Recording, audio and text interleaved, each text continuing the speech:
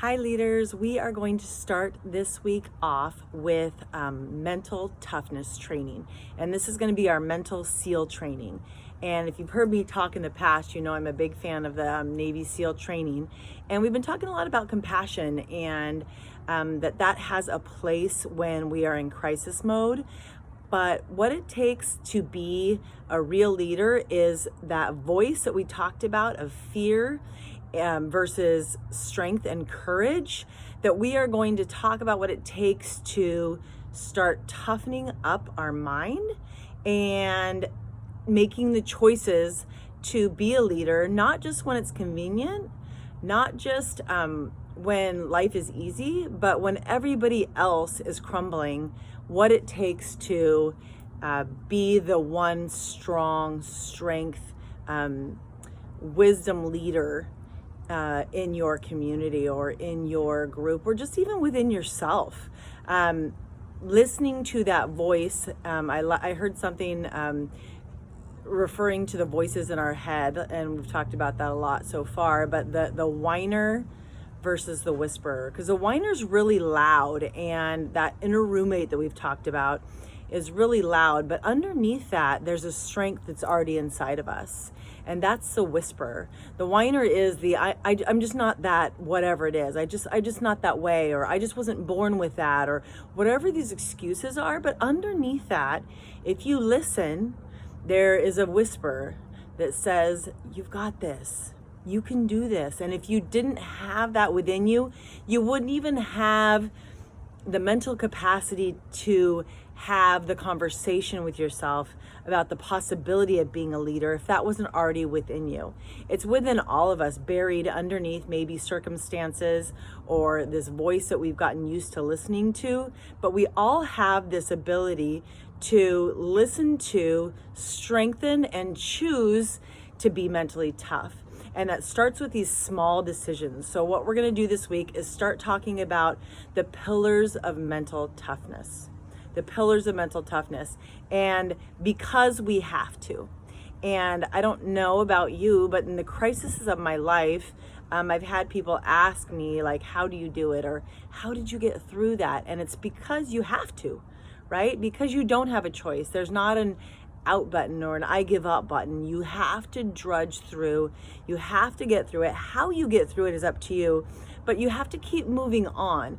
And in this circumstance, what we're going through right now, we've got to get through it. So do we want to drag ourselves through it miserable and whiny and full of regret?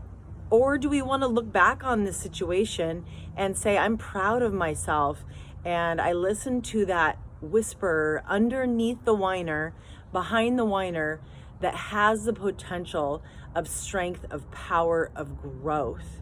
And what the world needs, I heard this from one of my SEAL training books that I was listening to when I was ultra running. Those were my favorite things to get me moving. But one of them was talking about, it was that Jocko Willink, and he's one of the leading SEAL trainers. But he was saying the world doesn't need leaders on sunny days, right? The world doesn't need leaders when everything's all great and wonderful, because that's when people are more apt and able to lead themselves. The world needs leaders on the scary and the cold and the dark and the wet days. That's when we need leaders. That's the time that we're in right now. And this is the opportunity that we have to make a difference. And we're not going to miss this opportunity. None of us, right here, right now, looking at each other through this vehicle that we have, this community that we've built, that we're committing to digging deep, listening to the whisper underneath that has all of the courage, that has all of the answers. And it starts in small steps. So what is it that you can do to start choosing what's hard? To start choosing the difficult thing, and start small so that it's attainable. But what is it for you? Maybe it's tonight when you normally would reach for a glass of wine and you choose not to. Or maybe it's when you would go to turn on Netflix and instead you pick up a book that's empowering, or you research something empowering to listen to, or you look for something positive that you can find on social media and share, that you make those little decisions that maybe when when you're used to staying up late, you decide that you're going to do that digital sunset and turn everything off and go to bed early so that you can get up early and create your life instead of having your life happen on accident.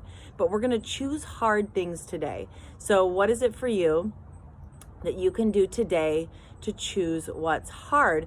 And you'll get better at that, right? We get better at that. Like we say our willpower is like a muscle.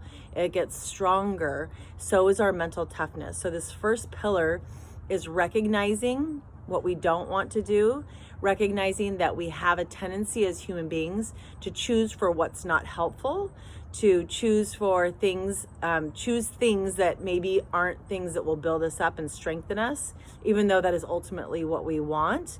And knowing that it takes I don't feel like working out today. Well, I'm going to do it anyway. Or I don't feel like eating something healthy. I feel like eating junk food. I'm going to do it anyway. And know that every time you do that, you need to give yourself as many attagirls as you do when you blow it, right? Because we're good at disciplining ourselves verbally when we mess up, but we have to be equally or more good at communicating to ourselves when we've done the right thing so that we keep doing those right things. So every time you do something that's hard, if it's something even small, reward yourself mentally. Like, I did it and I see that I'm strengthening myself. I see that I'm developing mental toughness. I encourage you to do it as something physical, and we'll talk about that as one of our pillars, but that's the easiest way for us to build that strength is to just do a hard thing. So maybe that's right now, as soon as we shut this off, that you get dropped down into a plank. I know you don't feel like it. Most of the time I don't feel like it, but you're going to do it anyway. And then even if you hold it for 5 seconds, you didn't feel like holding it at all, so it's a success, right? Maybe it's a push-up. Maybe you hang a pull-up bar in your doorway and every time you pass by, you do one.